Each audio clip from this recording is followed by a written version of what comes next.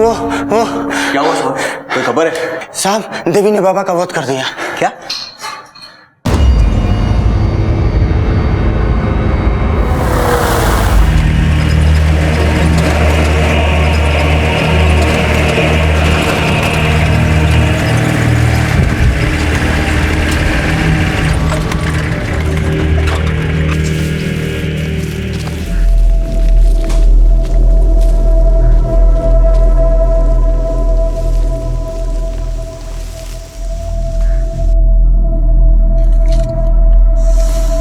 उतारो इसे। यहाँ दुनिया में मान्यताओं का भंडार है, भूत प्रेत देवी देवताओं का अंबार है। तो क्या उस दुनिया से कोई इस ईंट और गारे की दुनिया में आकर हाड़ और मांस से बने इंसान को मार सकता है, उसका कत्ल कर सकता है? कम से कम बरगद के पेड़ के नीचे जो हमने देखा उससे तो ऐसा ही लगता है, लेकिन आगे जो परतों के भेद खुले तो पुलिस तहकीकात की तहों में फंस गई और जिसने देखा, जिसने जाना, उसकी आंखें खुली की खुली रह गई। गांव शिवना, जिला सरन, बिहार, साल 2013।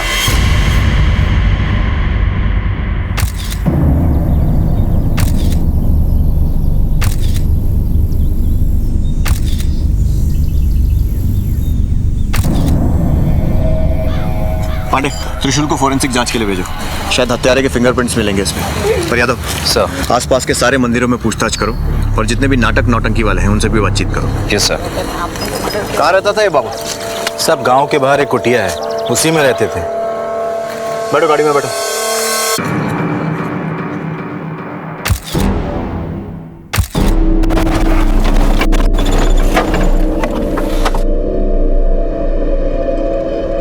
राम राम दरोगा साहब, ये मंदिर में कहाँ ढूंढ रहे हैं? गांव में सभी कह रहे हैं कि गांव देवी माता ने बाबा को मार डाला है, इसलिए हम देख रहे थे कि माता का त्रिशूल यहाँ पे है या नहीं। क्या बात कर रहे हैं दरोगा साहब? अरे माता तो माता है, उनको त्रिशूल की क्या कमी है?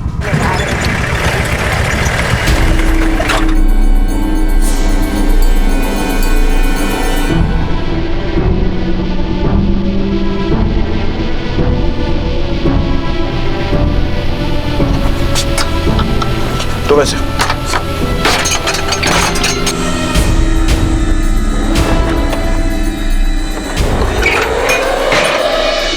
आसपास देखो। सर।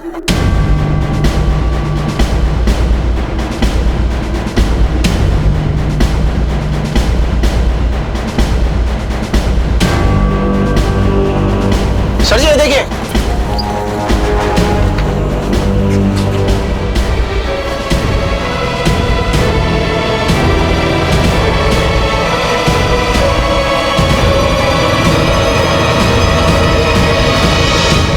देव बाबा बहुत भले आदमी थे साहब, वो सबका कल्याण करते थे। गांव में किसी के कोई दुश्मनी नहीं थी उनसे साहब। इतने ही भले थे तो तुम्हारी देवी माँ ने मार क्यों दिया उसे? साहब हम लोग बहुत ही साधारण आदमी हैं, हम सब लोग उनको पहचान नहीं पाए, मगर देवी माँ उनको पहचान ली थी। वो जान चुकी थी कि देव बाबा ने जरूर कुछ पाप किया है, तभी उन्होंने पहले उनको धमकी दिया और उसके बाद उनको मार डाला। तुम कह तो ऐसे रहे हो जैसे सब कुछ तुम्हारी आंखों के सामने हुआ है। साहब जी हमारी क्या, पूरे गाँव के सामने की बात है।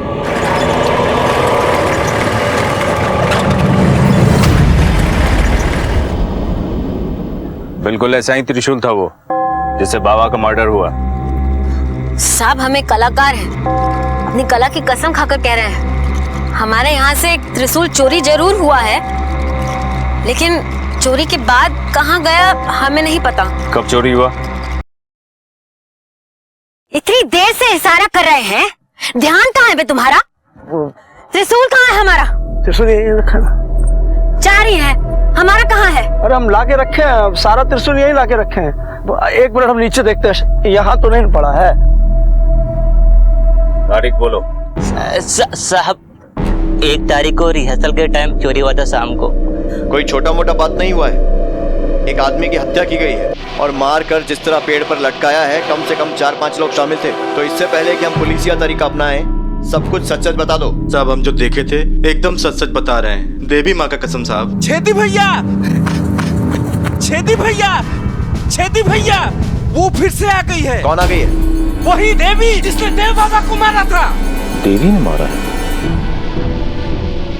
देखो हत्या में बरामद हथियार आप लोग के यहाँ से चोरी हुआ है, इसके लिए सबसे पहला शक आप लोग पर है। तो इसके लिए जब तक पुलिस से परमिशन न ले लो, इस गाँव छोड़कर जाना मत, समझे?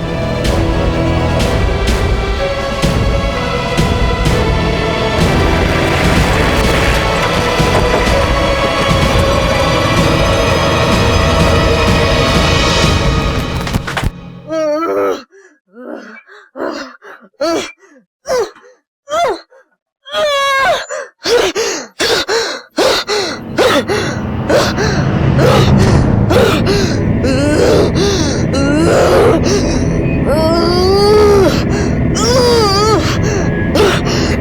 मारा है उसको, हमने मारा है, हमने मारा है उसको, हमने मारा है, हमने मारा है, हमने मारा है उसको। क्या जानने आया है रे तू? हाँ, क्या जानने आया है? हमने मारा है उसको, हमने, और अब तुम्हें भी मार देंगे। जा, चला जा यहाँ से, चला जा। हमने मारा है उसको, सुना नहीं? हम मरे हैं, सब पापियों का नाश होगा, सब पापियों का।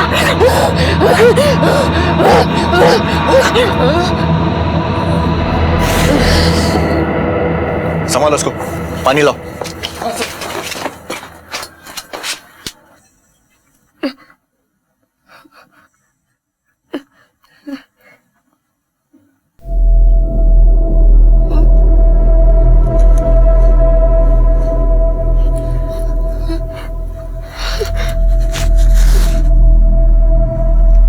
जी, क्या हुआ? और ये सब, ये लोग आए हैं। थाने लेके चलो। कौन थी औरत? क्या हो रहा था उसके साथ?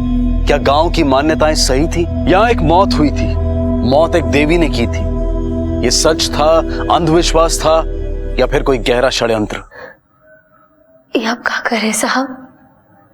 देव बाबा का हत्या हो गया। तुम ही तो कह रही थी कि तुमने मारा है उस बाबा को। नहीं साहब, हम काहे मारेंगे? वो तो बहुत महान आदमी थे। पर कह तो तुम ही रही थी। नहीं साहब, हम नहीं कह रहे थे, वो तो देवी माँ कह रही थी। हमारे ऊपर देवी माँ आती है ना। साहब, इसका कोई कसूर नहीं है साहब। इसने अपना जुर्म कबूल किया है तो गिरफ्तारी तो बनता है, लेकिन क्योंकि इसकी मानसिक हालत ठीक नहीं है इसलिए गिरफ्तार करने के बजाय जांच के लिए अस्पताल भेज रहे हैं। सर, चंपा ये बात मान रही है कि त्रिशूल उसके यहाँ से चोरी हुआ है, मगर उसका कहना है कि हत्या में उसका कोई लेना देना नहीं है। इस केस का सबसे हैरान करने वाला बात यही है यादव, जिस पर शक हो रहा है वो मान नहीं रहा है, और जिसने अपना जुर्म कबूल कर लिया है उसकी बातों पर यकीन कर पाना बहुत मुश्किल है। फिलहाल ये पता लगाते हैं कि उस देव बाबा की पोस्टमार्टम रिपोर्ट क्या कहती है। जी सर। देखिए, इसकी हत्या कल रात 1 और 2 बजे के बीच में हुई है, और उसकी मौत की वजह है त्रिशूल से गहरे घाव। शरीर पर और भी चोट और खरोच के निशान है। जब तक कोई बॉडी को क्लेम करने नहीं आता है आप इसे मोर्ग में ही रखिए। हम गांव वालों से पता लगाते हैं कि ये देव बाबा आखिर था कौन। देव बाबा तो रमता जोगी थे, महीने 2 महीने में एक बार आते थे, सबका दुख और कष्ट हर के चले जाते थे। साहब, ऐसे लोगों का पता ठिकाना थोड़ी होता है। आखिरी बार देव बाबा को कब देखे थे? जिस दिन उनका हत्या हुआ था उससे 2 दिन पहले। पर खोल दे चुनरिया तो है सजन मिलेंगे, खोल दे चुनरिया तो है सजन मिलेंगे, सजन मिलेंगे तो है सजन मिलेंगे, सजन मिलेंगे तो है सजन मिलेंगे। ये भजन मीका राम ने लिखा है। इसमें सजन का मतलब स्वयं भगवान है और चुनरिया का मतलब है लाज शर्म, जो तुम लोगों ने जबरदस्ती दबा के रखी है। समझ में आया? हाँ। तो जोर से बोलो, खोल दे चुनरिया तो है सजन मिलेंगे, खोल दे चुनरिया तो है सजन मिलेंगे, खोल दे चुनरिया तो है सजन मिलेंगे। आजा आजा आजा, कैसी है तू? ला हाथ दिखा।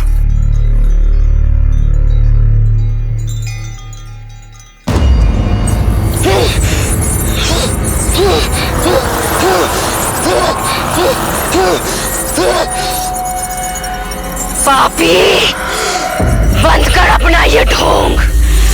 हमने तुम्हें पहचान लिया है। क्या कर रही है गौरी? तेरा वध करेंगे, तेरा वध करेंगे हम। देवी माँ ने बाबा को धमकी दिया था, इसलिए हम लोग गौरी के हाथ पैर बांधकर कमरे के बाहर ताला लगा दिए थे, लेकिन पता नहीं बकवास कैसे। बंद करो और ये बताओ कि जिस रात हत्या हुआ तुम कहाँ थे? चंपा का नाच देखने गए थे। नाच देखकर वापस कब लौटे? सवेरे सवेरे लौटे हैं। अरे भाई लेकिन मजा आ गया, बहुत एकदम। मजा आया किया। अरे लिपस्टिक तो यार। बहुत बढ़िया था, मजा आ गया। अरे अरे गौरी, अरे गौरी तुम बाहर कैसे आ गई और यहाँ कैसे बैठी हो? और ये खून काहे लगा है? मार डाला हमने उसको, मार डाला। जाके देख उस बरगद के पेड़ के ऊपर उसकी लाश मिलेगी। चलो।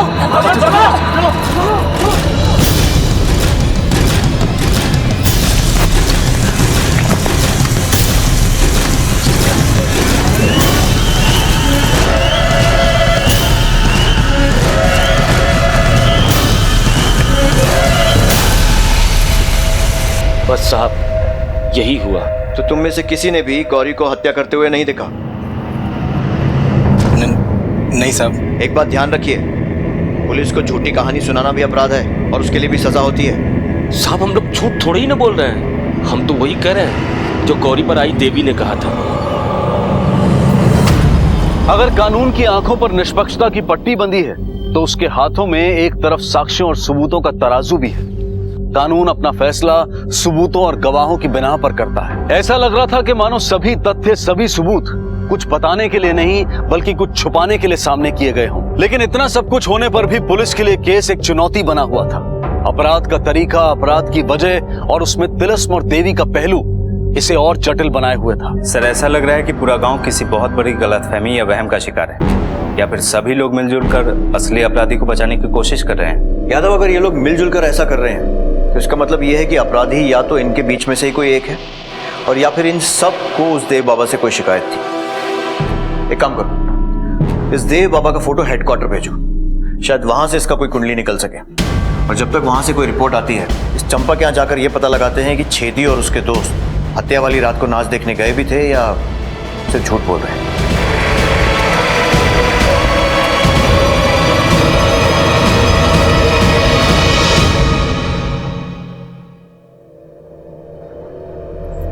साहब अब नाच के समय यहाँ कौन आता है कौन जाता है, अब इसका हिसाब तो हम नहीं रख सकते ना। और वैसे भी हमें यहाँ आए हुए 10-12 दिन ही हुए हैं, इसीलिए ना तो हम किसी को नाम से जानते हैं और ना ही शकल से। 10-12 दिन से चल रहा है ना ये तमाशा? पुलिस परमिशन है? उखाड़ो ये तंबू अम्बू, चलो लेकर चलो थाने। साहब आप जो भी कहिएगा हम करेंगे, पर हमारा काम मत रोकिए। दिमाग पे जोर डालिए और याद करके बताइए कि ये लोग उस रात आए थे या नहीं। साहब हम अपने शो के रोज वीडियो बनाते हैं साहब, अगर ये लोग आए होंगे ना साहब तो उसमें जरूर दिख जाएंगे। दिखाओ वो वीडियो। साहब हम 2 मिनट में लेकर आ रहे हैं। जल्दी। सर इस वीडियो से तो ये साफ हो गया है कि छेदी लाल हत्या वाली रात को अपने दोस्तों के साथ नाच वाली जगह पे मौजूद था। उस बाबा की कुंडली का क्या हुआ? सर हेडक्वार्टर फोटो और खबर दोनों भेज चुका हूँ, 2 दिन में रिजल्ट आ जाएगा। तब तक ये पता लगाते हैं कि गौरी पर आने वाली देवी के बारे में डॉक्टर का क्या कहना है। देखिए गौरी के अंदर अभी तक ऐसे कोई सिम्टम्स नजर नहीं आ रहे हैं जिसे देख के ये पता चले कि उसे कोई मानसिक बीमारी है। बिल्कुल नॉर्मल बिहेव कर रही है वो। देखो गौरी, ये बात तो पक्का है, ये काम तुम अकेले नहीं कर सकते। तो इस हत्या में और कौन कौन शामिल है बता दो। आप सच कह रहे साहब, हम कुछ नहीं जानते। गौरी को कुछ दिन और ऑब्जर्वेशन में रखते हैं, शायद बीमारी के कुछ सिम्टम्स नजर आ जाएं। ठीक है।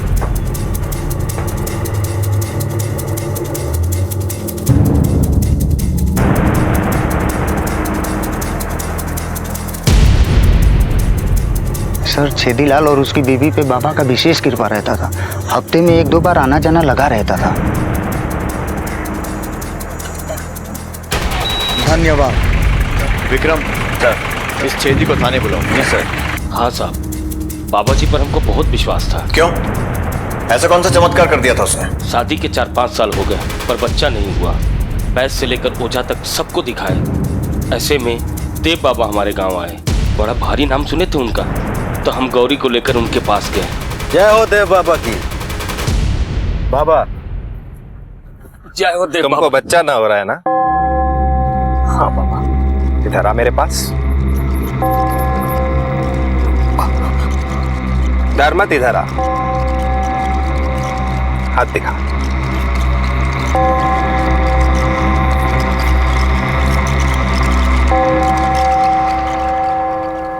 घबरा मत, बच्चा हो जाएगा, मगर इसका नाड़ा खोलना होगा। जी। किसी ने इसके पेट में टोटके वाला नाड़ा बांध दिया है, उसे खोलना होगा। और बाबा जी ने गौरी का जादू वाला नाड़ा भी खोल दिया। गौरी महीने भर में ही पेट से हो गई। हम उनका आशीर्वाद लेने आश्रम भी गए थे, मगर कुछ दिन बाद गौरी कुछ औरतन के साथ गांव देवी मंदिर से वापस आ रही थी और बरगद के पेड़ के नीचे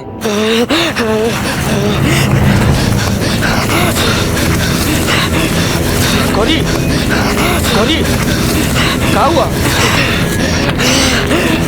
गौरी, हम गौरी नहीं, गांव देवी है, गांव देवी। और इस गौरी को भी हमारे साथ जाना होगा, हमारे साथ। कोई नहीं रोक पाएगा, कोई नहीं रोक पाएगा, कोई नहीं। गौरी, गौरी, गौरी। भैया, फौजी को बाबा के पास ले चलते हैं, अब वही कुछ करेंगे। हाँ। चलो।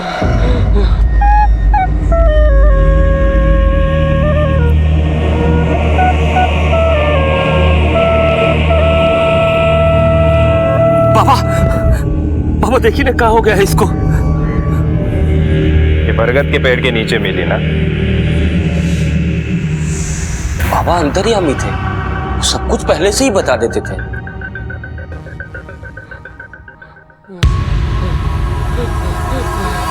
बाबा,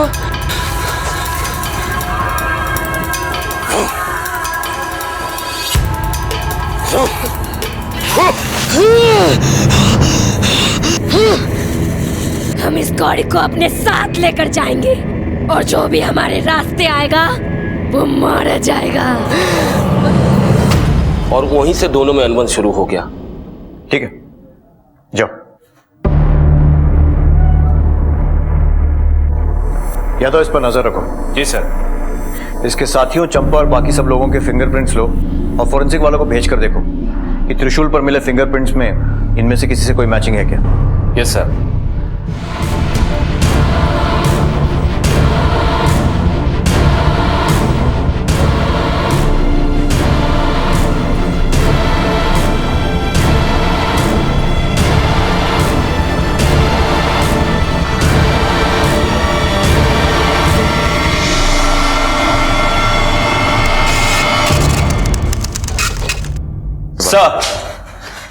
सर हेडक्वार्टर से बाबा पे अपडेट। सर इसका असली नाम गिरधारी है और ये घना से चोरी के इल्जाम में करीब 7 साल से गायब है। रिपोर्ट किसने लिखाई थी? सर चंपा ने। इसको पहचानती हो? देव बाबा या फिर गिरधारी, जिसके नाम की रपट 7 साल पहले लिखाई थी और फिर तुम्हारे ही त्रिशूल से उसकी हत्या हो जाती। अभी हत्या कैसे किया और कौन कौन इसमें शामिल है सच सच बता दो, वरना अगर पुलिसिया तरीके से हमने पूछताछ शुरू किया ना तो सहन नहीं कर पाओगे, ना ठीक से नाच पाओगे और ना ठीक से गा पाओगे। साहब, ये सच है कि हम भी साले का मरा मुंह देखना चाहते थे, क्योंकि बहुत ही बड़ा धोखेबाज था वो। पूरा जेवर पालिश करा कर लाएंगे ना तो एकदम जगमगा जाएगा। और शादी के दिन जब तुम पहनोगी ना आग लगा दोगी, छा जाओगी एकदम। आते हैं अभी। फिर 2 दिन तक वो लौटा ही नहीं, तो हमने रपट लिखवाया, लेकिन उसका कोनो पता नहीं चला। हम तो भूल भी गए थे, गांव-गांव जाकर नौटंकी करने लगे थे। और फिर जब हम ई गांव में आए ना, तो हमें यहाँ पता चला कि कोई महात्मा रहते हैं यहाँ पर, और हम उनसे मिलने गए। जब वहां गए तो देखा कि कोई बाबा नहीं है, बल्कि गिरधारी झूम झूम के गांव वालों के साथ नाच रहा था।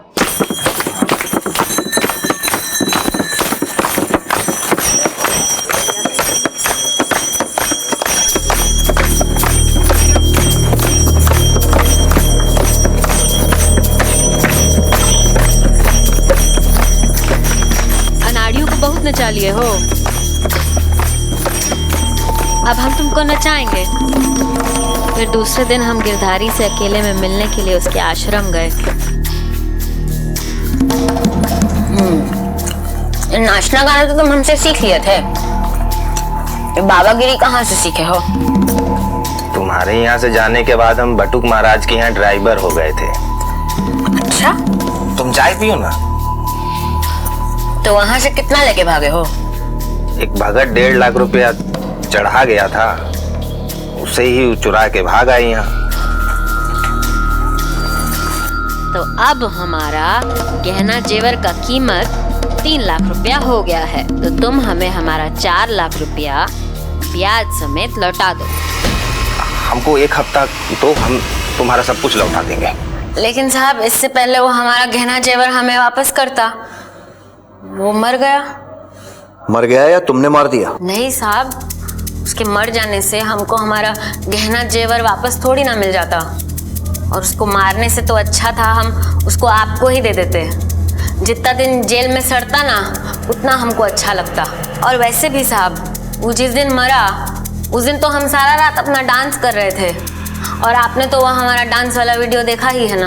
हत्या की जगह पर मौजूद नहीं होने का मतलब ये नहीं होता है कि जुर्म में तुम्हारा कोई हाथ ना हो सकता है किसी और से हत्या करवाई हो तुमने।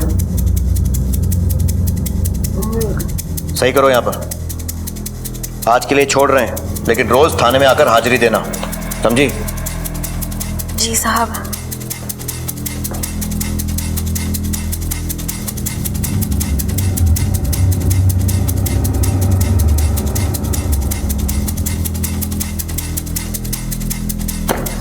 सर, हम लोग ने जितने भी सस्पेक्ट के उंगलियों के निशान लिए थे, उन सभी के निशान त्रिशूल पे मिले, मगर जिसका निशान मिलना चाहिए था उसका निशान नहीं मिला। किसका? गौरी का। एक काम करो, सबको थाने बुलाओ। जी सर। साहब, अब मंदिर का त्रिशूल तो था नहीं, हमारी नौटंकी का त्रिशूल था, तो जिसका मर्जी वो हाथ लगा लिया करता था। अब क्या घराती और क्या बाराती। साहब, नाच में प्रॉपर्टी की तरह यूज होता था त्रिशूल, और बैक स्टेज का काम हम ही देखते थे, तो हाथ तो लगेगा है ना साहब। जितना छुपाने की कोशिश करोगे चीजें उतना ही सामने आएंगी। नौटंकी के त्रिशूल में तुम्हारी उंगलियों के निशान कैसे हैं छेदीलाल? साहब, हम और द्वारका लगभग 6:30 बजे नौटंकी देखने पहुंचे थे। नौटंकी शुरू नहीं हुआ था, तो चंपा को देखने के चक्कर में इधर उधर घूम रहे थे। अरे चंपा इधर का रहती हो ना, इधर हो। अरे आज मिलते हैं मुझसे, रुको। अरे आप लोग यहाँ क्या कर रहे हैं? चलिए चलिए, नाच उधर शुरू होने वाला है। चलिए चलिए। चल रहे हैं। छोटा है, बड़बड़ाता बहुत है। अरे बाप, त्रिशूल आज भोले बाबा का पाठ होगा क्या? दौड़का दिखाइए। अरे ये प्रॉपर्टी कहाँ हाथ लगा रहे हैं आप लोग? बस छोड़िए, इधर रखिए, दीजिए इधर। क्या कर रहे हैं आप लोग? नाटक का सामान है ना ये? कितने का टिकट लिया आप? अब 50 रुपए का भैया। तो जाइए ना, कुर्सी पर बैठिए, थोड़ी देर में नाटक शुरू होगा। जाइए चल चला। और इससे ज्यादा हम कुछ नहीं जानते साहब। कसम से साहब, हमको कुछ नहीं पता साहब। हम छेदीलाल के साथ उसी समय केवल त्रिशूल को छुए थे। मुन्ना, क्या सचमुच त्रिशूल गायब हुआ था? हाँ साहब, त्रिशूल गायब होने के बाद भौजी ने बहुत झाड़ा था टुनटुनवा को साहब। देव बाबा की हत्या भी प्रकृति के तिलस्म की तरह आंख में चोली खेल रही थी। त्रिशूल पर जिन लोगों के हाथों के निशान थे, वो इस अपराध से इनकार कर रहे थे, और जो लोग अपने मुंह से इस अपराध को स्वीकार कर रहे थे, उनके हाथों के निशान त्रिशूल से नदारत थे। बहुत सी विसंगतियां, बहुत से कॉन्ट्रडिक्शन थे इस केस में। गौरी को देवी आती थी, लेकिन वो मानसिक रूप से बिल्कुल स्वस्थ थी, पर एक गौरी थी जो नाच गाने में मौजूद नहीं थी। लेकिन बाबा की लाश को अकेले पेड़ पर लटकाना उसके बूते के बाहर था। आखिर क्या था इस वारदात का सच? हाँ डॉक्टर, गौरी की रिपोर्ट्स आ गई।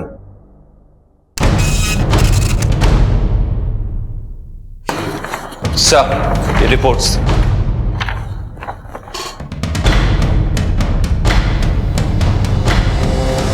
वो नौटंकी का वीडियो लेकर आओ फिर से।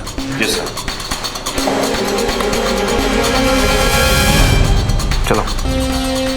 इस वीडियो में शुरू का गाना तो ठीक है, लेकिन उसके बाद के कई सारे गाने कट कट के, मतलब रिकॉर्डिंग लगातार नहीं की गई थी, कैमरा बीच बीच में बंद किया गया था। और हो सकता है उस समय छेदीलाल और उसके साथियों को समय मिल गया हो कि जाकर बाबा की हत्या करें और वापस नौटंकी में शामिल हो जाए। और सर, छेदीलाल बाबा की हत्या क्यों करेगा? और अगर उसने किया भी हो तो हम ये साबित कैसे करेंगे कि वो डांस वाली जगह पे मौजूद नहीं था? अब इन सब सवालों के जवाब तो वही देगी जो कह रही है कि उसी ने बाबा को मारा है, गांव देवी। साहब, हाथ क्या बांध रहे हैं आप लोग? हाँ साहब बताइए ना। जी, ये उठा पटक क्या कर रहे जी आप? बताइए ना साहब। बताइए। अब जब तक तुम्हारी देवी आकर फिर से गवाही नहीं देती तब तक तुम्हारे पति परमेश्वर उठक बैठक लगाते रहे। लेकिन साहब हम लोग बेकसूर है साहब, आपसे कितना बार बोले हम लोग बेकसूर है, हम लोग कुछ नहीं किए साहब, हम लोग कुछ नहीं किए। तुम्हारी देवी माई तुम्हें बचा सकती है, बुलाओ उन्हें, बुलाओ। देवी माई की जय हो, देवी माई की जय हो, देवी माई की जय हो। आ जाइए देवी माई।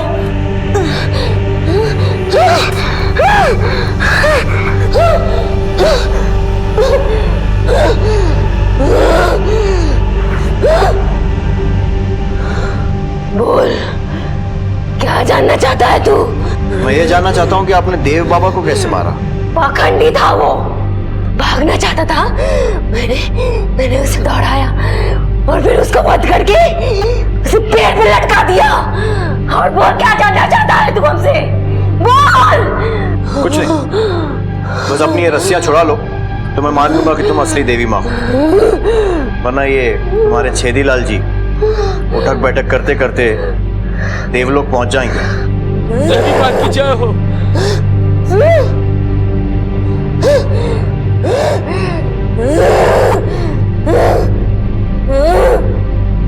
जय हो देवी माई।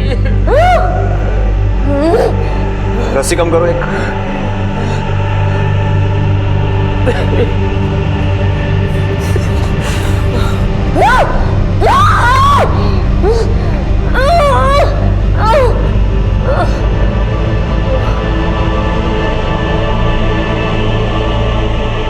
चालू रखो।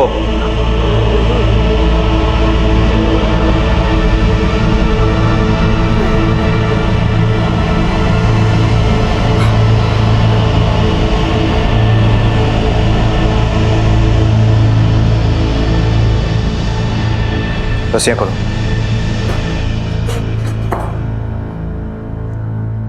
पानी लो।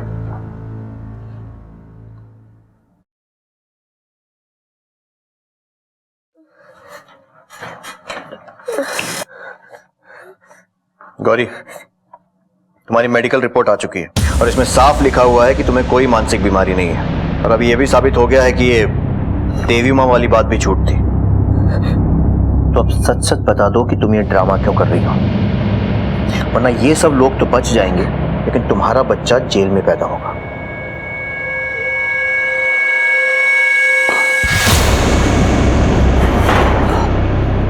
गौरी तो साधारण सी रस्सी नहीं खोल पाती तो तू कहता ताले से अपने आप बाहर आ जाती है। गौरी ने सब कुछ कबूल कर लिया है, अब तू भी बोल दे। साहब, बाबा पर हमने बहुत विश्वास किया था, लेकिन बाबा एक नंबर का धोखेबाज निकला। ओ बाबा ने हमको बहुत मजबूर किया था साहब। बहुत तगड़ा टोटका हुआ है तेरी पत्नी के पेट में। उसे खोलने के लिए इसे हमारे साथ अकेले में कुंडला पाठ करना होगा, लेकिन ध्यान रहे न आसपास कोई हो और न गौरी विरोध करे न शंका, अन्यथा अनिष्ट होगा। और यदि अनिष्ट हुआ नहीं बाबा, नहीं, बाहर से घर के पास कोई नहीं आएगा। सुन लिया ना, न कोई विरोध न शंका। बाबा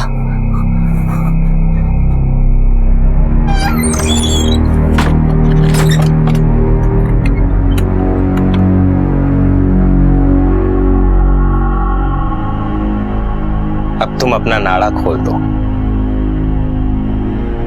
ताकि हम तुम पे लगा बांझ का कलंक मिटा सके, अन्यथा अनर्थ होगा, बहुत अनिष्ट। 1 महीने बाद हमको पता चला कि हम माँ बनने वाले हैं। तब हमको एहसास हुआ कि बचपन से तो हमारा छुटकारा हो गया, मगर साहब वो बाबा से छुटकारा मिलने का कोई आसरा नहीं दिखाई दे रहा था हमको। और तब जाकर हम उनसे बात की। सुनिए ना, बाबा के आश्रम चलना जरूरी है का? अरे पगड़ी, बाबा के आशीर्वाद से ही तो बच्चा होने वाला है। चलो चलो। वही तो हम कर रहे थे आपसे कि अब तो हमारा कोख भी भर गया है, तो बाबा के आश्रम जाना जरूरी तो नहीं? और वैसे भी बाबा हमको क्या बोल रही है तुम? बाबा के बारे में अनाप शनाप बोल रही हो और हमारे बच्चा को कुछ हो गया था? हमको बच्चा चाहिए। चलो चलो। हमारे पति को बाबा पर अंधविश्वास हो गया था। वो उसके बारे में कुछ गलत नहीं सुनना चाहते थे। और जब वो दिन वो हमको बाबा के आश्रम लेकर गए तो बाबा इलाज के बहाने हमको अपने कुटिया में ले गए। और तुम पे दिल आ गया है हमारा, इसलिए हमसे मिलते रहने के लिए तुम्हें एक नाटक करना होगा कि तुम पर देवी आती है। हम इलाज के बहाने आते जाते रहेंगे और यदि तुम ये बात नहीं मानोगी तो फिर हम सब सत्य कह देंगे। उसके बाद न तुम्हारी इज्जत रहेगी और न बच्चे का ठिकाना।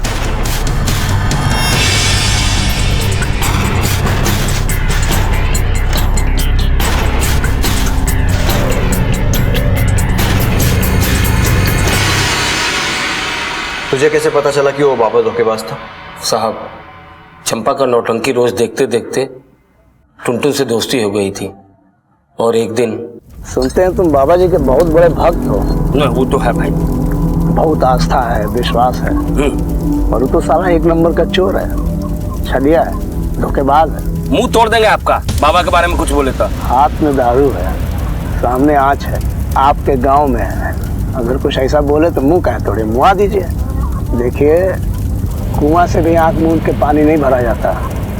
तो बाबा लोग, अरे कभी जब घर में आते हैं, पूजा पाठ करते हैं, तो कभी घर में झांक के देख लीजिए। बहुत बकवास कर लिए, सुनना नहीं है हमको और ना आपका प्रोग्राम देखना है। अरे सुनिए ना। आ रहे हैं आप। अरे छेदी काहे काहे? अरे बात सुनिए, आपकी भलाई के लिए। नहीं करना है हमको। अरे देख तो लीजिए।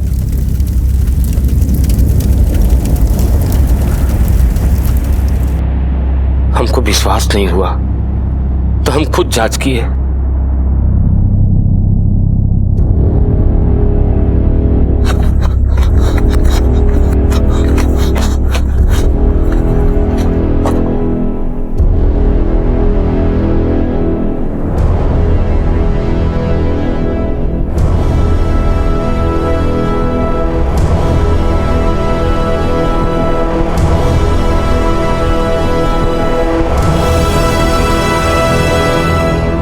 चलो मान लिया कि तुम देव बाबा के कहने पर नाटक कर रही थी, मगर बाद में ये क्यों कहने लगी कि तुम देव बाबा की हत्या करने वाली हो? और हत्या के बाद तुम खुद गुनाह क्यों कबूल कर रही थी? साहब, वो तो हम क्या करते? आपको समझाने का कितना बार कोशिश की, मगर आपको तो खाली बच्चा चाहिए था। हमारा इज्जत तो जा ही चुका था। अगर सबको सच बता देते तो आपका भी इज्जत चला जाता, इसलिए हम किसी से कुछ नहीं बोले, हम चुप रह गए। अब एक ही रास्ता है। अब तक तू बाबा के कहने पर नाटक कर रही थी ना, अब हमरा कहने पर कर।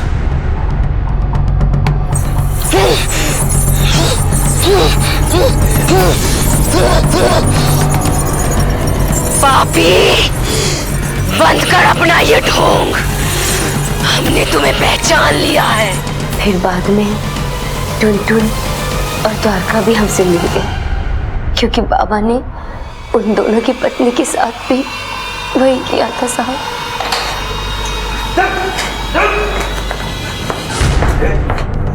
सच बता, ये सब तूने अपनी मर्जी से किया या फिर चंपा ने तुझसे करवाया? और एक बात याद रखना, अगर झूठ बोला ना, डंडा फेंका फेंका के मारूंगा। बोल। साहब, हम एक नंबर का गधा आदमी थे साहब। हम चंपा का हर बात मानते थे, काहे कि उसको बहुत प्यार करते थे हम। साहब, हमको लगता तो हमसे प्यार करती है, अपना पति मानती है। लेकिन साहब, एक दिन हम चंपा का पीछा करते करते देव बाबा के आश्रम पहुंचे। हम चंपा को देखे वो देव बाबा के साथ नाच रही है। हमको साहब कुछ गड़बड़ लगा। हम साहब अगले दिन भी उसका पीछा किए, और जो हम खिड़की से देखे ना साहब, सारा भरम टूट गया।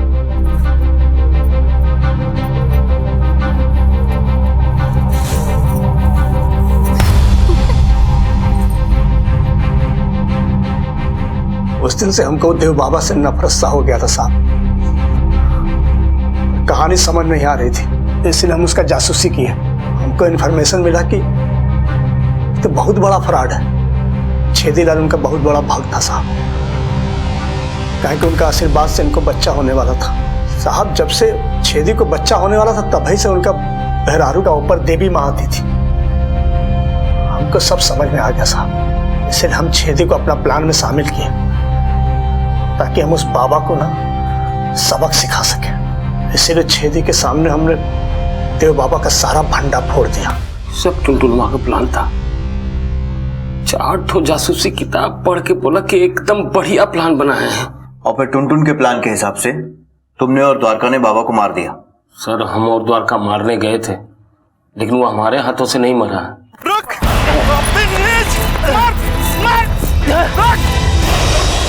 रुक नीच! मार! मार!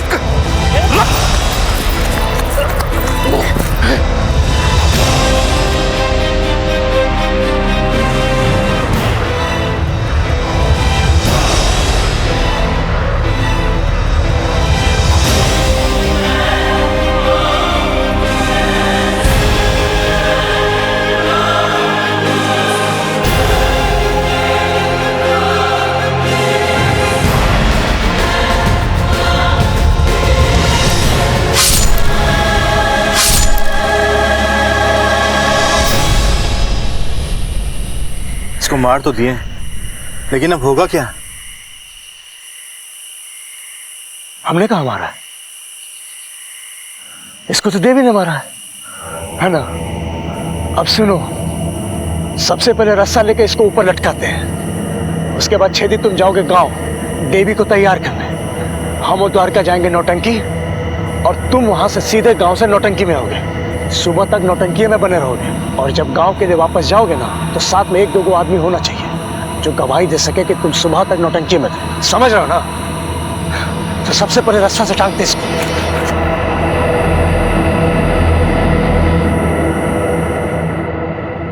कितना भी जासूसी उपन्यास पढ़ लो, पुलिस 4 हाथ आगे ही रहेगी। अब 20 साल जेल में बैठकर यही सबक दोहराते रहना कि अपराधी कितना भी चाल चल ले, आखिरी चाल पुलिस ही चलती है।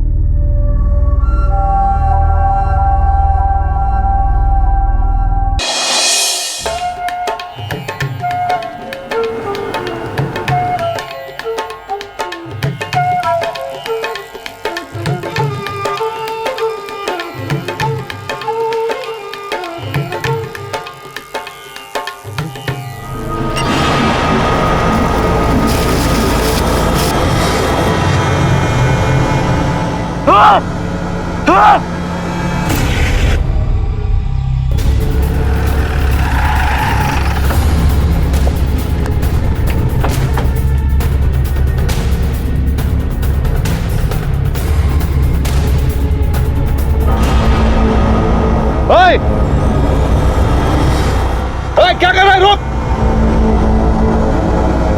एक हाथ पकड़ उसे। यार रोक! क्या कर रहा है? रोक!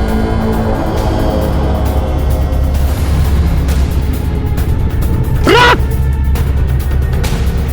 रोक! रोक!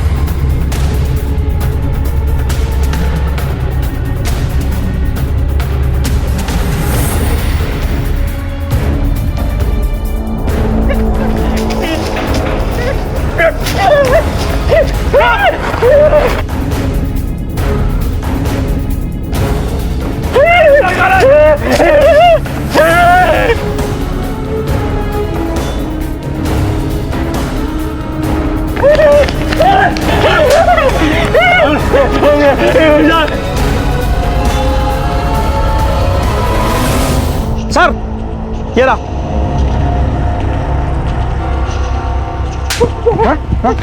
बोल, क्या कर रहा था वहाँ पे? क्या कर रहा था? मैं कुछ नहीं किया। बोल, मैं कुछ नहीं किया साहब। क्या कर रहा था? साहब इसे जाने दीजिए, ये हल्दिया बेचारा पागल है, ये क्या बोलेगा? पागल है इसका मतलब लोगों को मार के खाएगा क्या? नहीं साहब, ये किसी को मार नहीं सकता, और इस गांव में बहुत दिन से रहता है। कोई भी कुछ खाने को दे देता है तो ठीक है, नहीं तो कुछ भी जीव जंतु, मरा हुआ जानवर क्यों ना हो, कुछ भी खा के रह लेता साहब, लेकिन ये किसी को मार नहीं सकता। तुम्हारे यहाँ पे रोज हाजिरी लगाने की बात आई क्या? नहीं साहब, वो पड़ोस के गांव में जगराता था ना 7 दिन का, तो वहीं पे इसे खाना पीना मिल जाता था। और अभी हफ्ते भर बाद तो ये दिखाई दिया है। जाओ चले के जाओ।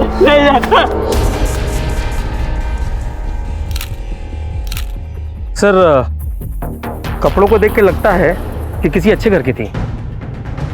सोने की चूड़ियाँ, मंगलसूत्र सब सही सलामत है। खाने काम करो, लाश को पोस्टमार्टम के लिए भेज दो। बाकी के सवालों के जवाब वहीं से मिलेंगे। सर, इस लड़की की उम्र करीबन 23 साल की है। इसकी हत्या 3 दिन पहले यानी 20 की रात को हुई है। इसके सिर पर पत्थर जैसी किसी चीज से वार किया गया है। इसके साथ कोई जोर जबरदस्ती हुई है? नहीं सर, क्योंकि स्ट्रगल के कोई निशान नहीं है, कोई खरोच भी नहीं है। इसकी डिटेल रिपोर्ट कब मिलेगी? तकरीबन 10 दिन बाद।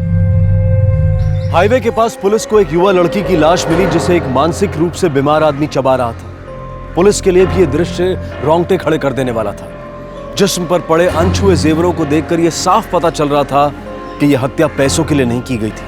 पोस्टमार्टम की रिपोर्ट से 2 बातें साफ हो गई थी।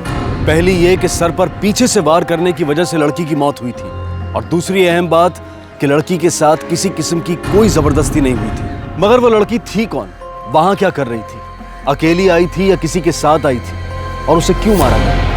क्या वो मासूम किसी की निजी दुश्मनी का शिकार हुई थी? नहीं मारा साहब, नहीं मारा। हमको भूख लगा तो हमसे खाया था। सर, इतना मार खाने के बाद भी कुछ उगल नहीं रहा है। छोड़ दें? नहीं, रहने दो, थोड़ी हवा खाने दो, शायद सुर बदल दे। खान आसपास के पुलिस स्टेशन में पता करो, कहीं कोई मिसिंग रिपोर्ट तो दर्ज नहीं है। साहब, भूख लगा तो खाया थे साहब। सर, लाश का हुलिया समस्तीपुर के पुलिस स्टेशन में दर्ज एक मिसिंग रिपोर्ट से मिलता है। ये देखिए, 2 दिन पहले किसी भूषण सिंह नाम के आदमी ने रिपोर्ट लिखाई थी कि उनकी बहू नीलम 3 दिन से गायब है। बुलाओ मैं। सर,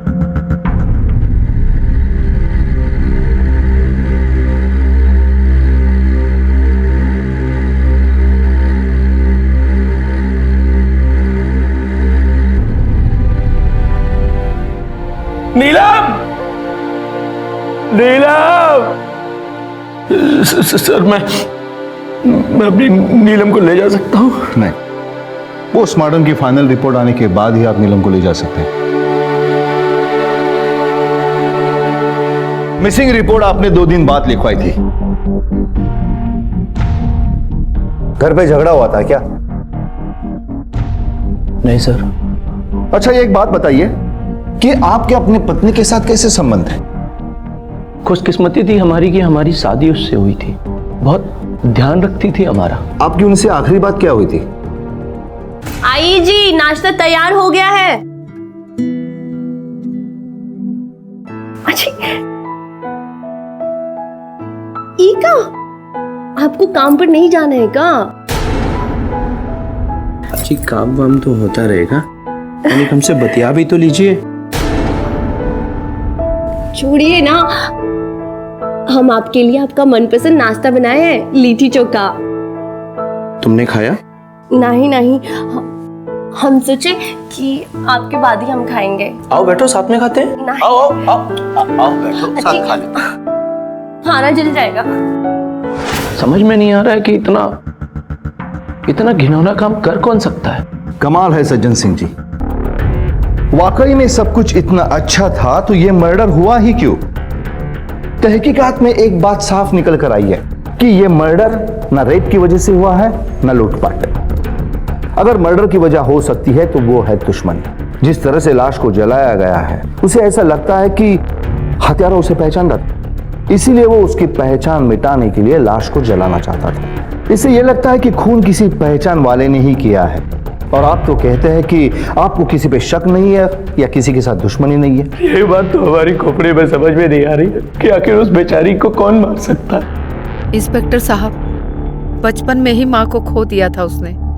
मुझे ही अपनी माँ मानती थी। कहने को तो बहुरिया थी, पर बेटी से कौनो कम नहीं थी। क्या बच्चों की तरह हरकत कर रही है तू? छोड़, बस बस बस बस बस। लगते हो ना एकदम हीरोइनिया।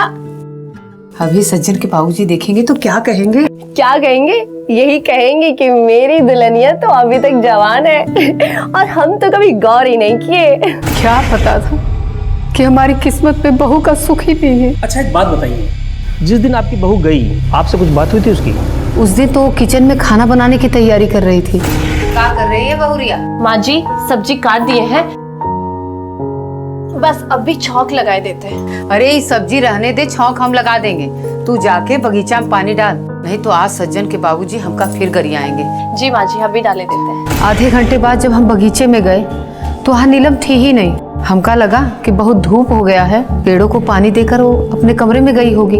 अजीब बात है, आप दोनों के बीच में इतना अच्छा रिलेशन था, फिर भी आपकी बहू बिना बताए घर से चली गई। कुछ समझ में नहीं आ रहा है। क्या बताएं इंस्पेक्टर साहब, हम भी इसी सोच में हैं। अपने बहू को मोबाइल नंबर दीजिए। इंस्पेक्टर साहब, नीलम के पास कोनो फोन नहीं था, जरूरत ही नहीं थी ना। घर में सब चीज की सुविधा थी, अगर जरूरत होती तो हमारा ले लेती ना, पर ऐसा अक्सर होता नहीं था। देखिए, शहर के पार्टी अध्यक्ष हैं हम, पटना गए थे पार्टी काम से। जब वहां से वापस आए तो मालूम पड़ा कि हमें बहुरिया गायब हो गए। बहुत परेशान हुए हम, कैसे कैसे हमने रात काटी हम जानते हैं। तो सुबह होते ही हमने पुलिस को इन्फॉर्म कर दिया और रिपोर्ट लिखवा दी। रूल रेगुलेशन तो हम भी जानते हैं, ऐसे ही पार्टी अध्यक्ष थोड़ी बन गए। अध्यक्ष जी, आपकी बहुरिया का मर्डर हुआ है, किसी पर तो शक होगा आपको। आपकी सियासत में कोई ना कोई तो ऐसा दुश्मन है जो आपके परिवार के साथ बदला लेना चाहता है। हमारा पूरा लाइफ सबके सामने है, ओपन है एकदम। पब्लिक हमें बहुत लाइक करती है, बहुत प्यार करती है। हमारे ख्याल में तो ऐसा कोई भी नहीं है। वो तो है, पब्लिक आपको लाइक करती है, पर कोई ना कोई तो ऐसा है जो आपकी बहू नीलम को डिसलाइक करता है, वरना आज आप यहाँ नहीं होते अध्यक्ष जी। 20 तारीख को आप कहाँ पे थी? सर हम उस दिन कॉलेज गए थे, मेरा एक्स्ट्रा लेक्चर का क्लास था, और जैसे ही हम कॉलेज से घर लौटे तो माँ ने कहा कि नीलम भौजी घर में दिखाई नहीं दे रही। तो मैंने कहा अरे चिंता काहे करती हो, जहाँ होगी आ जाएगी। वो मेरी भौजी ना थोड़ी सोशल टाइप थी, तो मुझे लगा कि आस पड़ोस में चली गई होगी, लेकिन जब बहुत देर तक नहीं आई तो मुझे भी उसकी चिंता सताने लगी। फिर पता चला कि वो तो हमें हमेशा हमेशा के लिए छोड़कर चली गई। Sorry sir. आप दोनों ननद भौजाई के बीच में रिश्ता कैसा था? सर ननद भौजाई का तो रिश्ता था ही नहीं, हम तो एकदम फ्रेंडली थे सर, बहनें जैसी। फिर भी आपको पता नहीं वो कहाँ जा सकती है? कोई रिश्तेदार, कोई पड़ोसी? सर हम उनसे कभी कुछ पूछते नहीं थे, वो हमसे बड़ी थी ना। क्या आपने उसके परिवार वालों को उसके गुमशुदगी के बारे में इन्फॉर्म किया था? इतना बड़ा बात हो गया कि हम उसको इन्फॉर्म नहीं करेंगे? रदीपुर में है उसका मायका, अम्मा तो उसकी है नहीं, सिर्फ बाप है। खबर सुन के बहुत शौक हो गए वो। ठीक है सिंह साहब, अभी आप जा सकते हैं, लेकिन ये पटना वटना मत जाइएगा, क्योंकि हमें आपकी फिर से जरूरत पड़ सकती है। अब दरोगा की बात कौन डाल सकता है? नमस्कार। रदीपुर में है उसका मायका, अम्मा तो उसकी है नहीं, सिर्फ बाप है। सर। खान, हमारा थाना क्षेत्र सुल्तानगंज समस्तीपुर और राधेपुर के बीचों बीच है, और नीलम की लाश राधेपुर के नजदीक मिली है। यानी कि यह मुमकिन है कि नीलम अपने बाप के घर जा रही हो या वहां से वापस लौट रही हो, उसी समय यह हादसा हुआ होगा। मगर जब तक हम किसी नतीजे पर नहीं पहुंचते तब तक हमें उनकी बातों को सच मानना पड़ेगा। नीलम अपने मायके गई थी या नहीं गई थी, यह तो हमें उसके मायके से ही पता चलेगा। Khan, yes sir. नीलम के ससुराल के सभी फोन नंबर्स के रिकॉर्ड्स निकलवाओ। सर।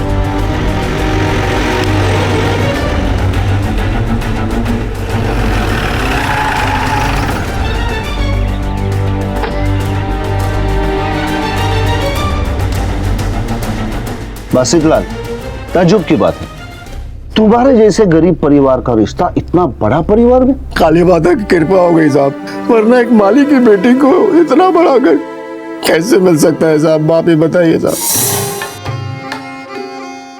बिटिया, काली माता तुम्हारी झोली हमेशा खुशियों से भरे। आज अगर तुम्हारी माँ होती ना तो बहुत खुश होती। ए फुलवा, आज अगर तुम भी होती ना तो इतना बड़ा घर में शादी नहीं होती हमारी नीलू की। बहन जी, हमारी बेटी का ख्याल रखना। अभी तक हमारी एक बेटी थी, अब हमारी 2 हो गई हैं।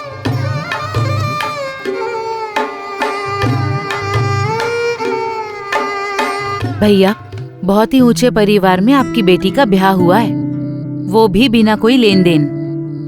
पिछले जन्म में जरूर कोई अच्छे कर्म किए होंगे बेटी ने। अच्छा, ये शादी तेरी मर्जी से हुई थी कि तेरी बेटी की मर्जी से? लड़का लड़की एक दूसरे को जानना तो बहुत दूर की बात है सर। एक दूसरे को देखा तक नहीं था। हमने जहाँ बोला वहाँ हमारी बेटी ने शादी कर ली साहब। लाखों में एक थी हमारी बेटी साहब।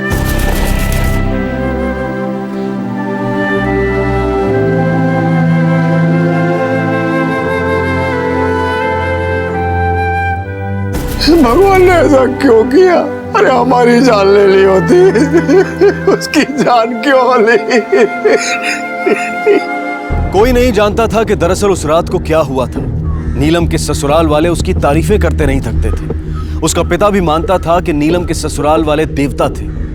एक अच्छी बेटी, अच्छी बहू, मिलनसार, किसी से कोई बैर नहीं, लेकिन फिर भी उसे मार दिया गया। सर के पीछे के घाव के अलावा जिस्म पर कोई खरोच तक नहीं थी। क्या वजह हो सकती थी उसे मारने की? किसे फायदा हुआ होगा उसकी मौत से? हर बीते दिन के साथ रहस्य गहराता जा रहा था। तमाम कोशिशों के बावजूद भी पुलिस की समझ में कुछ नहीं आ रहा था। क्या तहकीकात के दौरान पुलिस ने किसी अहम सबूत को नजरअंदाज कर दिया था? क्या कुछ ऐसा था जो नाक के नीचे होने के बावजूद भी दिखाई नहीं दे रहा था?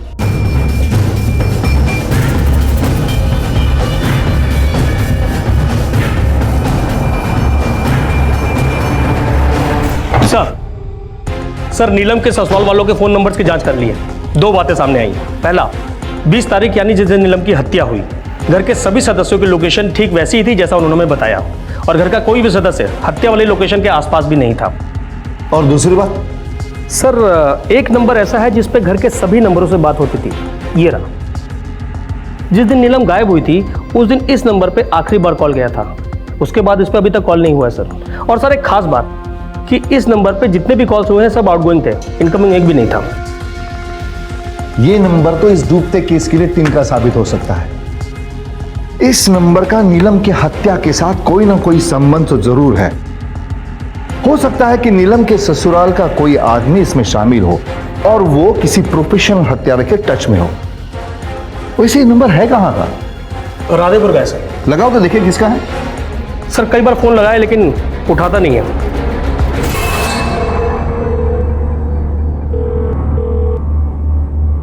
नहीं उठा रहा सर। इस नंबर के बारे में तो सिंह परिवार ही बता सकता है। अरे हम नहीं जानते हैं। जिस दिन याद आएगा बता देंगे दरोगा जी। और हमारा फोन तो ऑफिस में भी यूज होता है। किस किस पर नजर रखे हम? हमें भी नहीं पता सर, ये किसका नंबर है।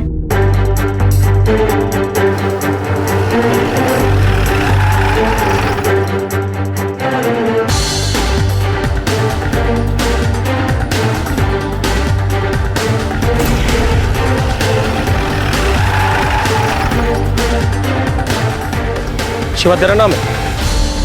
समस्तीपुर के भूषण सिंह को जानते हो? क्या रिश्ता है तुम्हारा उससे?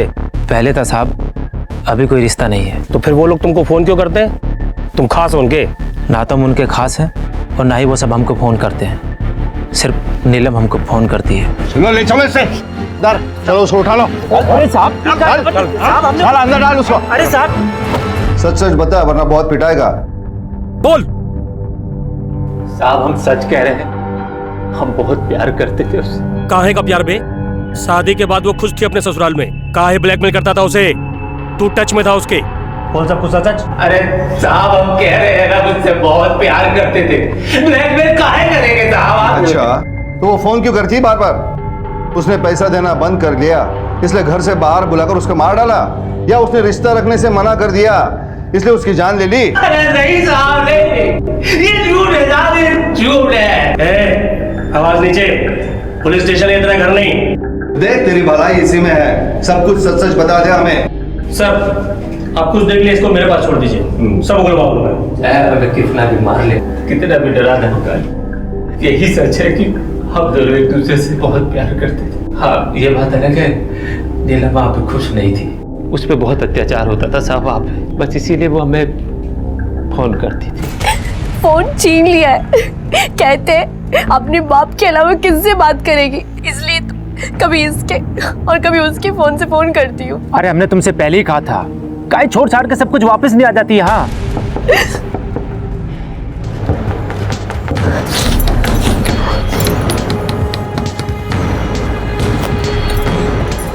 बहरी हो गई क्या? किससे बात कर रही थी? क्या कर रही थी तू? हाँ? अपने यार से बात कर रही थी ना? यही फोन कहाँ छुपा के रखा है? क्या हो गया?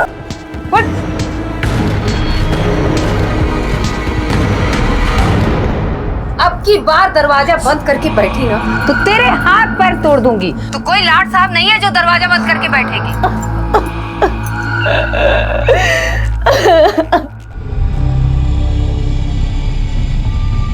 ये सब जानने के बाद हम जिद कर कर उससे मिलने गए। ये भगवान भी कुछ नहीं कर सकते अब। हमारे लालची बापू ने हमारी शादी नहीं करवाई, बेच डाला है हमें, बेच।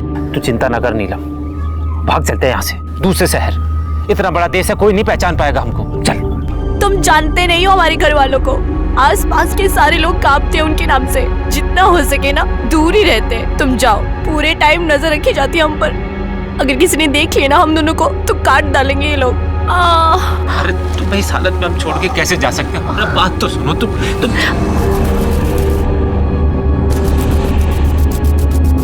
अच्छा, तो मंदिर के नाम से ये सब हो रहा है भौजी?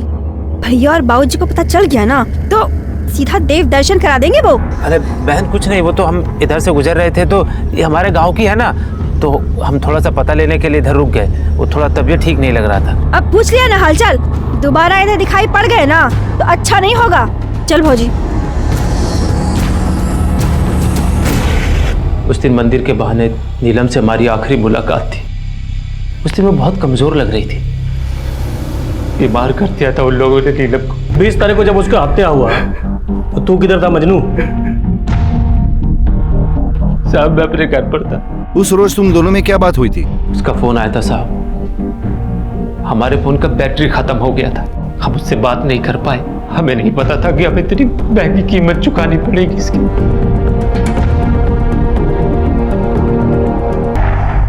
सर, ये शिवा या नीलम के ससुराल वालों में से कोई एक झूठ बोल रहा है। शिवा के फोन के रिकॉर्ड्स निकालो और पता करो कि 20 तारीख को जहां पर नीलम की लाश मिली थी उस जगह के आसपास वो मौजूद था या नहीं। नीलम की पोस्टमार्टम की रिपोर्ट 10 दिन में आने वाली थी। पता करो उसका क्या हुआ है सर। और हाँ, ये निम्मी को बुला लो। पता तो चले कि वो शिवा की मुलाकात वाली बात उसने छुपा के क्यों रखी। हम अपने बाबूजी को बहुत अच्छी तरीके से जानते हैं सर। हमारे घर का कुत्ता भी पड़ोस के घर जाकर रोटी खा ले तो उसे भी गोली मार दी जाती है। इसीलिए हमने ये बात सबसे छिपा ली थी। वैसे भौजी हमारी जाति की नहीं थी, इसीलिए उन्हें ये नहीं मालूम था कि ऊंची जाति के लोग जीते कैसे हैं। तभी तो अड़ोस पड़ोस में रहने वाले सारे लोगों से बतिया लिया करती थी। ठीक है, अभी अब जा सकती है। अगर आपको और कुछ पता चले तो हमें जरूर इन्फॉर्म कर देना, भूलना मत। जी थैंक यू सर। खान, एक बात समझ में नहीं आ रही है, ये बेमेल शादी हुई कैसे? दोनों परिवार की हैसियत में जमीन आसमान का अंतर है। जाति अलग है, लव मैरिज भी नहीं था। यहां तक कि लड़का और लड़की एक दूसरे को जानते तक नहीं थे। बिल्कुल ठीक सर, दाल में जरूर कुछ काला है। सर, ये सज्जन भूषण सिंह का इकलौता बेटा है। हाथ पांव भी उसके सही सलामत है और कमाता भी अच्छा है। परिवार की हैसियत भी थी और दबदबा भी। इनको अपनी जाति में और हैसियत के हिसाब से लड़की मिल सकती थी, लेकिन ऐसा हुआ नहीं। सर, ऐसा भी हो सकता है कि प्यार में ठुकराया हुआ आशिक शिवा जानबूझ के मनगढ़ंत कहानी बना रहा हो बदला लेने के लिए। हो भी सकता है और नामुमकिन भी हो सकता है, क्योंकि बात कहीं ना कहीं शादी पे ही आ रही है। खान, पता करो ये शादी किसने करवाई थी। हो सकता है इस कत्ल का राज इस शादी में छुपा हो।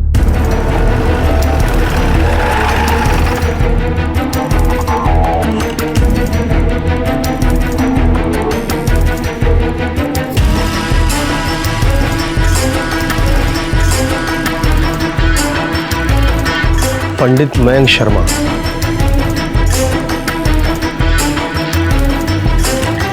कैसे पहचानते हैं पंडित जी? हाँ हाँ दरोगा जी, ये लड़की के ब्याह तो हम ही कराए थे। इसके बाप के पास तो चवन्नी नहीं थी, कैसे जमी जोड़ी? वो कहा है ना दरोगा जी कि सिंह साहब के पत्नी के बनाए सांचे में ये लड़की एकदम फिट बैठती थी। सांचा? कैसा सांचा?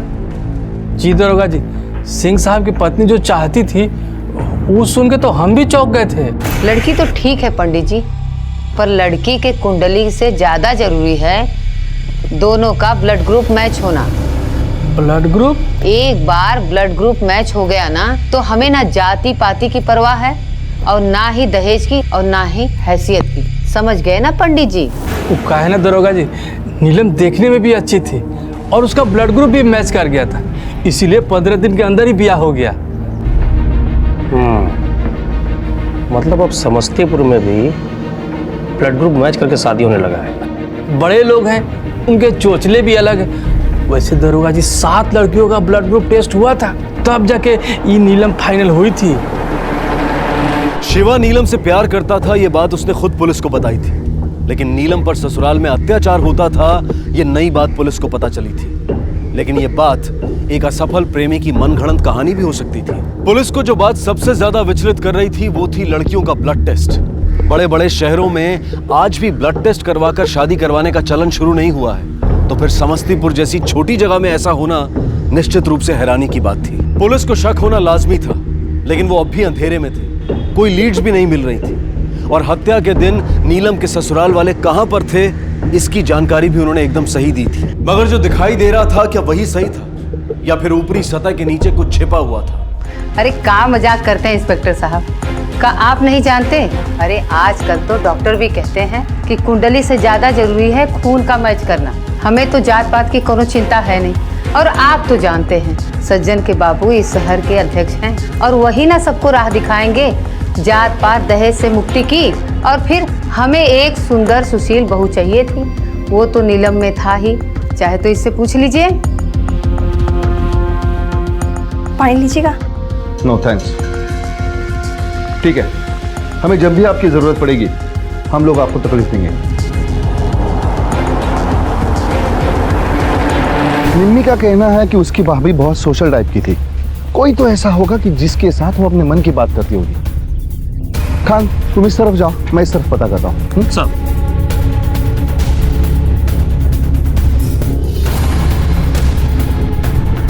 हमने कहा ना हम ज्यादा बात नहीं करते थे। देखिए आपको किसी ने हमारे साथ देख लिया ना तो गजब हो जाएगा। हम जावत है।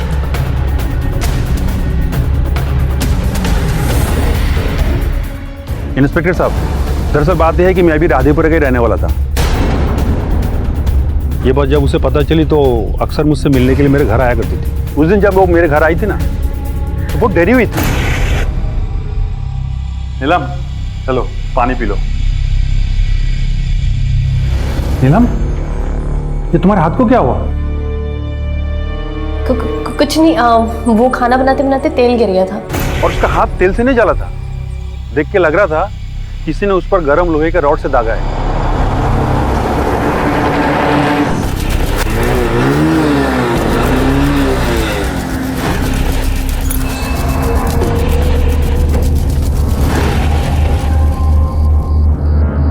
कहाँ जा रही थी? भाई साहब एक मिनट देखिए, मेरी बात सुनिए। दरअसल क्या है कि इनका हाथ जल गया था और आप लोग घर पर कोई थे नहीं। एक पड़ोसी होने के नाते मैं इन्हें हॉस्पिटल लेके जा रहा था। रात के वक्त पड़ोसी होके तुम अस्पताल लेकर जा रहे हो? हम लोग मर गए हैं का? अरे इतना इमरजेंसी था ना तो हमको फोन कर लेते। क्या आपके पास फोन नहीं थे क्या? देखिए आप लोगों को कुछ गलतफहमी हो रही है। ज्यादा भाईचारा दिखाने की जरूरत नहीं है। बहुत दिनों से इस मोहल्ले में कुछ हुआ नहीं है, लगता है इसलिए सब लोग अपनी औकात भूल गए। अगर दोबारा हमारी लुगाई के आसपास दिखाई दिए यहीं गाड़ देंगे, भूल जाएंगे कि तुम हमारे पड़ोसी हो। निकल! अरे भगाओ से यहाँ से। चल तू अंदर। दिखाई देना इसके तो हट बढ़िया आग लगा देना। उसके बाद से मैं तो उससे बहुत दूर रहने लगा।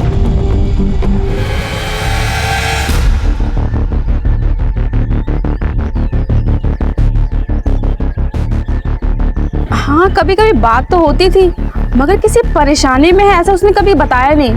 हाँ साहब, बहुत अच्छी औरत थी और सब हर मंगलवार और शनिवार को आया करती थी। कोई खास बात जो आपने देखी हो? नहीं साहब, हम तो भगवान की सेवा में ही लगे रहते हैं, समय ही कहाँ मिलता है। अभागन थी, इतनी सी उम्र में चली गई, मगर भूषण सिंह के खानदान के लिए वो जादू की छड़ी थी। जादू की छड़ी? और नहीं तो कहा साहब, भूषण सिंह का बेटा तो बचपन से ही बीमार रहता था, और जब से उसकी शादी हुई और वो बाहर से घूम कर आया, उसकी किस्मत ही बदल गई। एकदम बला चंगा हो गया, जैसे उसे कुछ हुआ ही ना हो। ऐसा कौन सा बीमारी था उसे? पता नहीं साहब, सूखता जा रहा था। ऐसे लगता था जैसे ज्यादा दिन जिएगा नहीं, लेकिन अब तो वो एकदम मुटिया गया है। धन्यवाद। ऐसी कौन सी बीमारी है जो शादी के बाद तुरंत ठीक हो गई? ऐसा कौन सा खास ट्रीटमेंट मिला उसको शादी में? सर, ये नीलम के ससुराल वाले जरूर कुछ छुपा रहे हैं। और ये शिवा, नीलम का दोस्त, उसकी बातों में कुछ तो सच्चाई जरूर है।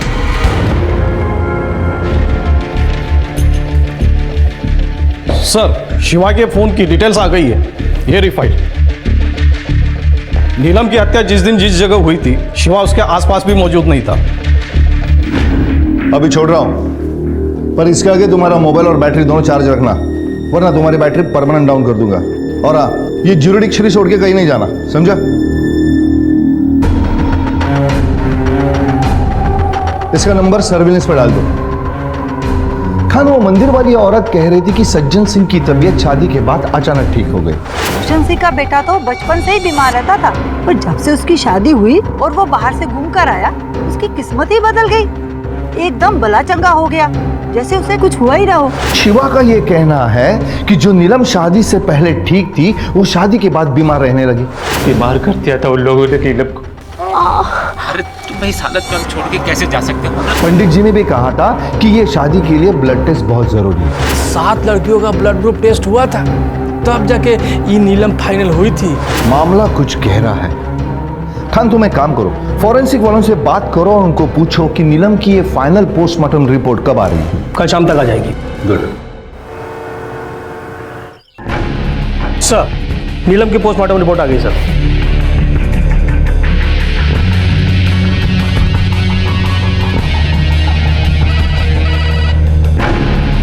हेलो डॉक्टर, मैं इंस्पेक्टर जोशी बोल रहा हूँ। हाँ जी बोलिए। नीलम की पोस्टमार्टम रिपोर्ट अभी देखी मैंने। आप ये क्या कह रहे हैं? अरे श्योर? मैंने खुद जांच पड़ताल करके रिपोर्ट लिखी, उसमें कोई दो राय नहीं। लेकिन वो आदमखोर पागल का भी ये काम हो सकता है। नहीं, जो मैंने रिपोर्ट में लिखा है वही सत्य है। शिवा को फोन लगाओ। जी सर। नीलम को कोई बीमारी थी क्या? नहीं सर, नीलम बिल्कुल ठीक थी, उसको कोई दिक्कत नहीं था। सर, वो तो बहुत हंसती खेलती लड़की थी। ऐसा काहे पूछ रहे हैं सर? वो कोई दिक्कत, कोनो प्रॉब्लम? नहीं, कुछ ऐसी कोई बीमारी नहीं थी सर। सज्जन सिंह के फोन रिकॉर्ड्स दोबारा चेक करो। सर।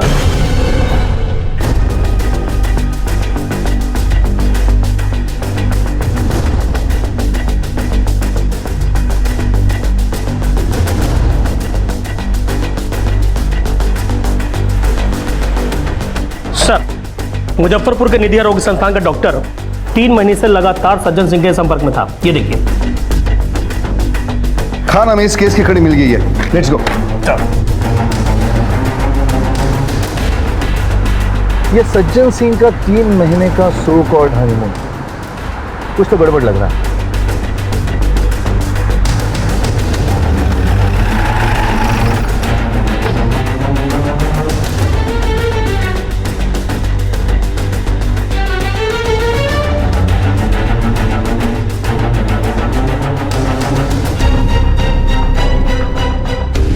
इंस्पेक्टर साहब, ये सब नीलम की मर्जी से हुआ है।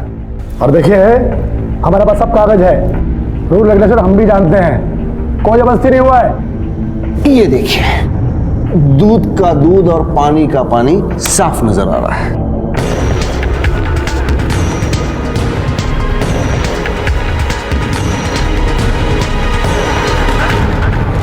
आप लोग नीलम को बेहोशी की हालत में अस्पताल ले गए। अब आप लोग ये कहेंगे कि वो बीमार हो गई, उसको अटैक आ गया, इमरजेंसी में उसका ऑपरेशन करना पड़ा। लेकिन क्यों? ऑपरेशन करने के लिए बेहोश करना पड़ता है, पता होगा आपको। अच्छा, तो अब आप डॉक्टर भी बन गए, हमें मेडिकल का ज्ञान दोगे? सुनते हैं खान। सर, पहचाने कि कराएं इंट्रोडक्शन? यही है ना वो डॉक्टर जिन्होंने ऑपरेशन किया था? और ये है नीलम के अंगूठे के निशान। जबकि नीलम पढ़ी लिखी थी, उसकी साइन नहीं ली, अंगूठे का निशान लिया। क्यों? हमने कोई धोखा नहीं दिया इंस्पेक्टर साहब। शादी से पहले उसके बाप से इस बारे में साफ साफ बात हुई। तो बस इतना ये तय हो गया कि तुम्हारी बेटी से हमारे बेटवा की शादी में ना तो हम कोई दहेज लेंगे ना ही तुम्हारा 1 भी रुपया खर्च होने देंगे। सारा खर्चा हम उठाएंगे, ऊपर से तुमको 20,000 रुपया भी देंगे। लेकिन शादी के बाद तुम्हारी बेटी एक किडनी अपने पति को दान देगी। जी जी जी जी बिल्कुल बिल्कुल बिल्कुल। लेकिन हमारी एक प्रार्थना है आप लोगों से, अगर 20 का 50,000 कर देते तो। नहीं, हम नीलम को कानो कान खबर नहीं होने देंगे, हमरा यकीन कीजिए आप लोग। चलो ठीक है। ऑपरेशन के बाद जब वो होश में आई और उसको सच्चाई का पता चला तो उसने आप लोगों के खिलाफ आवाज उठाना शुरू कर दी, लेकिन आप लोगों ने उसे डरा धमकाकर चुप कर दिया, उसको मारा पीटा भी। आखिर में उसका पूरा इस्तेमाल करके आप लोगों ने उसका मर्डर प्लान किया। नहीं, ये झूठ है सर, उसकी हत्या हमने नहीं की। मैं तो खुद उसे सब कुछ बता दी थी। आपने हमारे साथ इतना बड़ा धोखा कैसे किया? हमारा ऑपरेशन करवाए, वो भी हमारी बिना मर्जी की। आप कैसे मेरी जिंदगी के साथ खेल सकते हैं, बताइए। अरे सुर नीचे करके बात कर, जाके अपने बाप से पूछ। उसने सौदा किया था, तेरा सौदा, और जितना तय हुआ था उतना हमने दिया, तब जाके तेरा ब्याह हुआ है, वरना तेरी औकात थी मेरी बहू बनने की। नहीं, ऐसा बिल्कुल नहीं हो सकता। ऐसा ही हुआ है। हम खुद जाएंगे और पूछेंगे बापूजी से, कैसे कर सकते हो ये सौदा।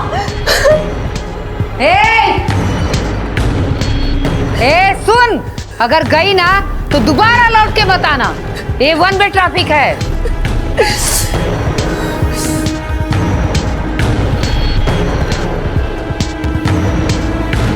हमने कुछ नहीं किया है। आप लोगों ने बेहोशी की हालत में उसे बिना बताए ये कांड किया हुआ है, ये साफ साफ अपराध है। कांस्टेबल, इन्हें हिरासत में ले लो और इनके खिलाफ FIR दर्ज करो।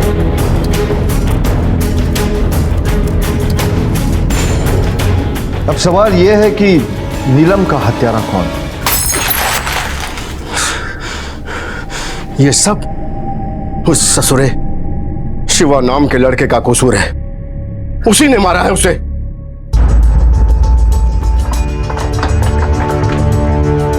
बासित लाल, लेकिन तुम्हारी बेटी ससुराल ये कह के आई थी कि वो तुमसे सवाल पूछने जा रही। सच बताओ, वरना याददाश्त ताजा करने के बहुत तरीके आते हैं।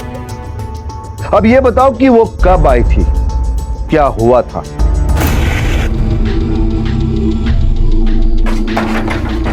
दरवाजा खोलो, दरवाजा खोलो।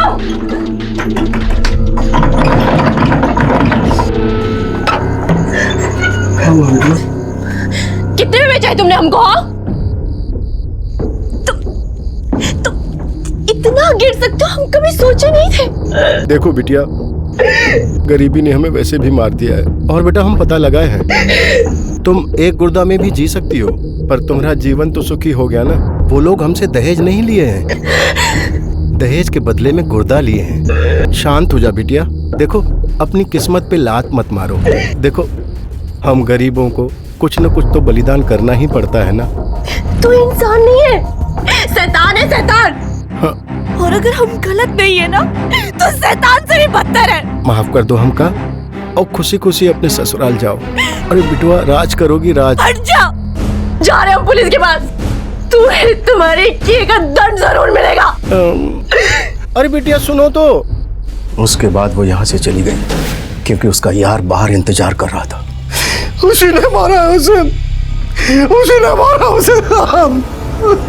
मगर तुम्हारा पहला स्टेटमेंट जो तुमने पुलिस को दिया है कि वो यहाँ आई नहीं, और तुम्हारी दूसरी बड़ी गलती यह है कि तुमने पुलिस थाने में झूठी रिपोर्ट लिखवाई कि वो यहाँ आई नहीं और गायब है। अब ये दोनों बातें तुम्हें अंदर करके डंडे से सच उगलवाने के लिए काफी है। सर तलाशी में ये मिला है, इसमें खून के निशान भी है। अब क्या कहोगे तुम?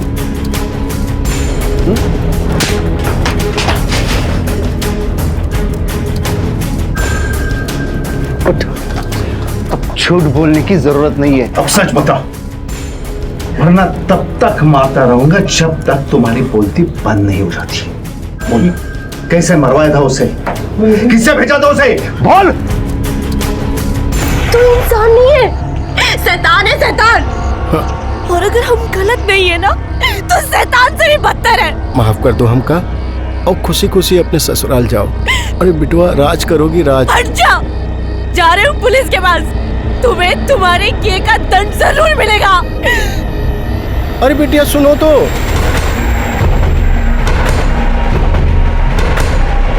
मेरी बात तो सुनो बिटिया।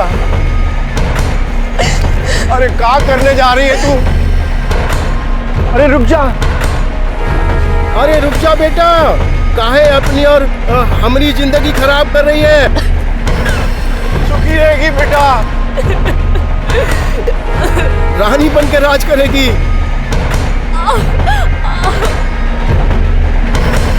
हमरा कहना नहीं मानेगी। अरे रुक जा।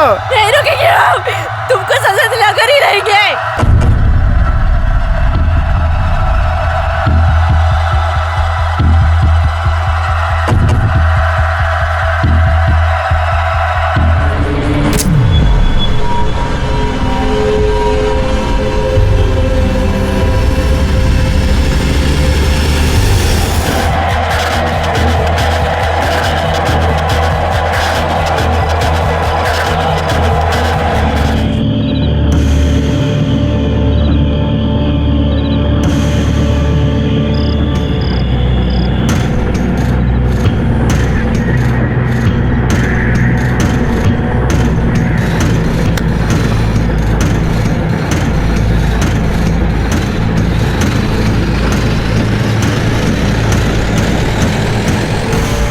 सच कहा था तेरी बेटी ने। तू बाप नहीं है, दलाल है दलाल।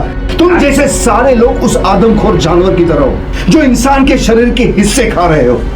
अब पीसो जेल में चक्की for murder, conspiracy of murder और इलीगल ऑर्गन ट्रांसप्लांट, समझे? इंसान के कर्म ही उसका नसीब तय करते हैं। बसंत लाल की शराब पीने की और दौलत की लत ने उसे इतना अंधा कर दिया था कि उसने अपनी ही बेटी की किडनी को दहेज के बदले बेच दिया। उसने ना सिर्फ नीलम की जिंदगी का बल्कि उसकी मौत का भी सौदा किया। शराब और दहेज दो ऐसे दीमक हैं जो हमारे समाज को नष्ट कर देते हैं। इसलिए बेहद जरूरी है कि ना तो हम किसी को दहेज लेने दें और ना ही देने दें। बसंत लाल सिंह परिवार और डॉक्टर को आईपीसी की धारा 120 के तहत क्रिमिनल कॉन्स्पिरेसी के लिए और इलीगल ऑर्गन ट्रांसप्लांट के लिए गिरफ्तार किया गया। साथ ही बसंत लाल पर हत्या के लिए धारा 302 और सिंह परिवार पर दहेज मांगने के लिए धारा 498A भी लगाई गई। ये जरूरी है कि हम ऐसे लोगों से सतर्क रहें जो हालात का बहाना बनाकर जुर्म करते हैं। अब मैं अनूप सोनी आपसे विदा लेता हूं, फिर मुलाकात होगी अगले एपिसोड में और खुलासा करेंगे एक और जुर्म का। तब तक अपना और अपने परिवार का ख्याल रखें और देखते रहें क्राइम पेट्रोल डायल 100। सबक एक को सीख हम सबको। जय। क्राइम पेट्रोल के और भी दिलचस्प कहानी देखने के लिए हमारे चैनल को सब्सक्राइब करें और बेल आइकॉन दबाना न भूलें।